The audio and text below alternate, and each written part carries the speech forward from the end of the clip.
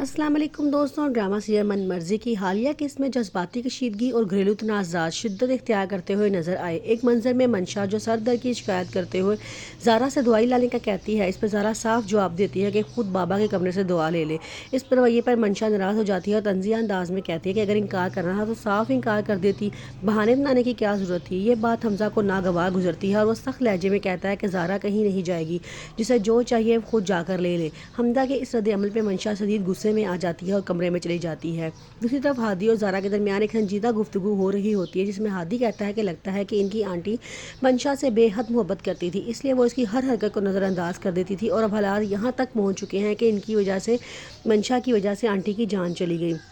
वो मज़ीद कहता है कि जैसे शुजा के साथ इनके दादा जान का रवैया था, जो भी करता था दादा जान उसे कभी मना नहीं करते थे, बल्कि हमेशा उसको सपोर्ट ही करते थे। यही लापरवाही शुजा को इतनी खूबसूरती तक ले आई है कि इसी वजह से कई ज़िंदगियां बर्बाद हो गई हैं और कोई लोग जान से हाथ धो बैठे हैं। ज़ारा की पप्पो से समझाती है कि मंशा एक चालाक लड़की है, इसे होशियार रहना ज़रूरी है। वो कहती हैं कि ऐसी लड़कियां जब किसी के घर बसाने को आती हैं ना, तो वो दूसरों के घरों को बर्बाद करने में ज़रा देर नहीं लगाती। इनके मुताबिक मंशा के इरादे कुछ ठीक नहीं लग रहे थे।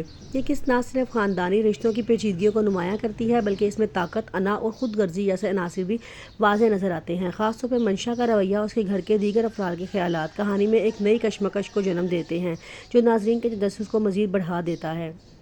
हमजा ज़ारा से कहता है कि मैं वापस नहीं आना चाहता था, जिस पर ज़ारा कहती है कि क्यों, आपको यही था ना कि आप वापस आ जाते, शायद आप पप्पो की जान बच जाती। वो कहता है कि जब से मैं चाहता कि ज़ारा ने घर में मंशा को पनाह दे ली है, मेरा दिल ही नहीं करता था घर वापस आने का।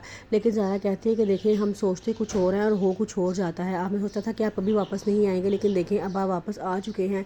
बाज़ औक़ात हमारी ज़िंदगी के कुछ फ़ैसले हमारे पर नहीं होते, वो वक्त करता है और वही फ़ैसला करता है कि हमारे लिए क्या बेहतरीन है। काश आप पप्पो की ज़िंदगी में वापस आ चुके होते और इतना कुछ शायद ना होता। जिस पर वो कहता है कि नहीं, ये सब कुछ मंशा की वजह से हुआ है और मंशा से मुझे इतनी शदीद नफ़रत हो गई है कि मैं उसकी शक्ल तक देखना नहीं चाहता।